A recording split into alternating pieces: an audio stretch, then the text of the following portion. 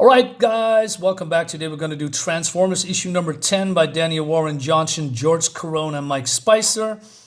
So we have RC here on the cover with, I forgot the name, by the way, because I don't know. I mean, her complaints about people, that she is not really, I don't know, she's not really important or something like that. She is just a side character, which is okay.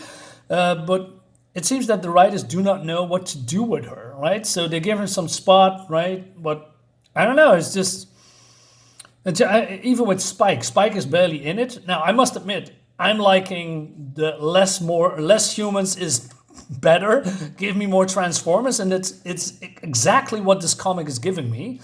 But still, having the humans around, having some kind of an arc or a storyline would be nice. Otherwise, why would they be in here anyway?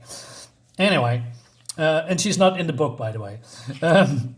So, millions of years ago, we see then, I believe this is Beachcomber, right? And he's been thrown onto this moon outside of the Ark. And it's Earth. And he just looks at it and just sits there and looking at it. And then there's this moon landing. So wait a minute. Are you telling me that he waited 1 million years to get off this planet? Moon, I mean. So he's very happy, right? Now, there's some flaws here that I think, and maybe I'm totally wrong, right? Maybe I miss a big portion of Cybertronian lore, I guess. But all of these Autobots things, oh man, look at this beautiful world. It's so cool, right? Look at all this green and this organic stuff. And they're all very happy to be here, which I found very weird. I mean, if I'm going from Earth to, let's say, Cybertron, right? I never would say, oh man, look at all these pieces of metal. It is so cool to see endless pieces of metal, right? Because, yes, Cybertron is a robot planet. So this should be totally, literally alien to these robots, but they are saying, oh yeah, that's so cool, it's so wonderful. They should be wary, right? Appalling, maybe horrified sometimes, maybe because all of these flying weird things and things that move and is alive, right, and slithering around. But no, they are saying, oh yeah, happy robot people. So weird. Anyway, so it seems that he was going into the Ark and he didn't push the begin to repair button and just walked away. So, and somebody said to him, why didn't you wake them? I knew that even with all our good intentions, the Autobots weren't meant for Earth. Eventually, we end up ruining it. I knew war would start again somehow because of us. This way, they could sleep forever. Really? Really?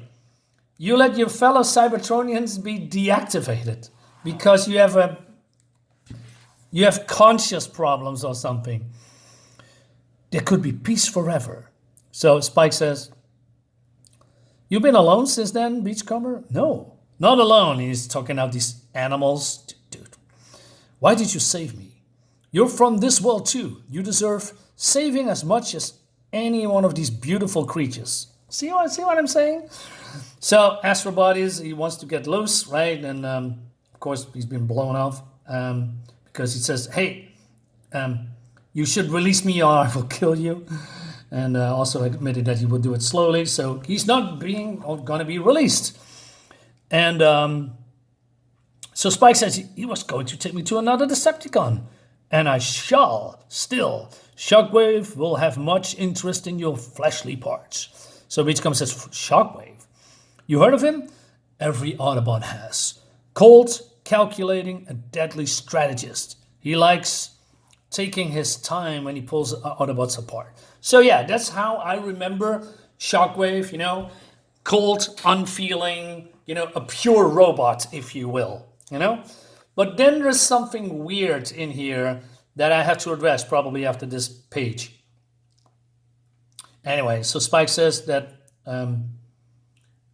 Soundwave will, do I say Shockwave? Yeah.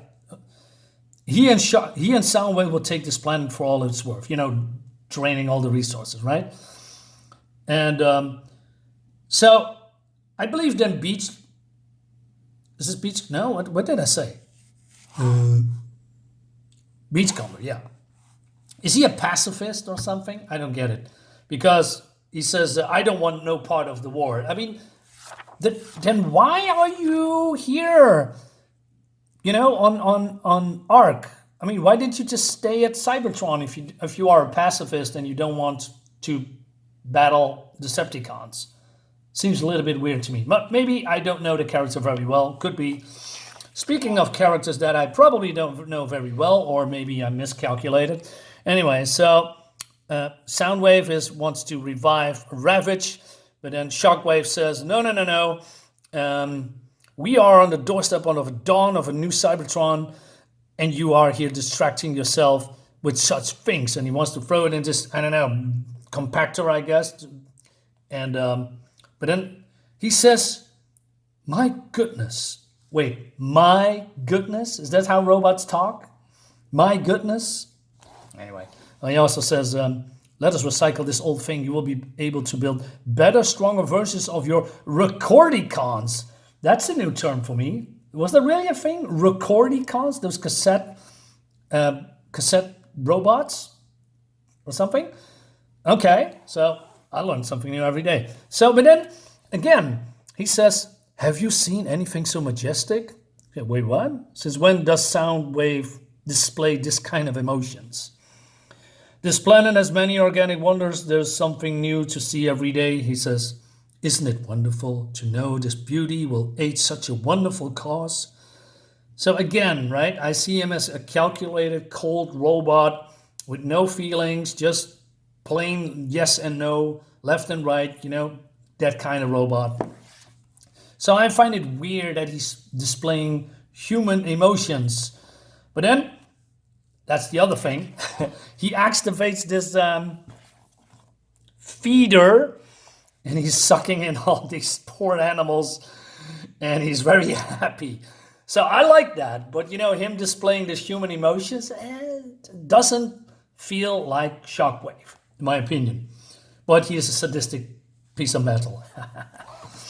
Anyway, here I believe this is on the Ark. We see Wheeljack and RC and what's her name? I don't know, Spike and what's her name?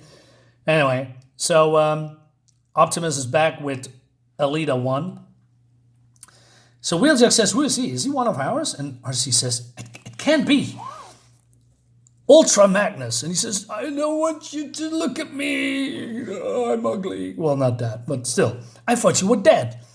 It's all right, Magnus. I'm sure Ratchet will fix you up. And then says Optimus, well, Ratchet, he's dead. And Wheeljack wants to be left alone, right? Because, I don't know, these two are friends, I guess. Meanwhile, back on the water, we see Cliffjumper and Jazz.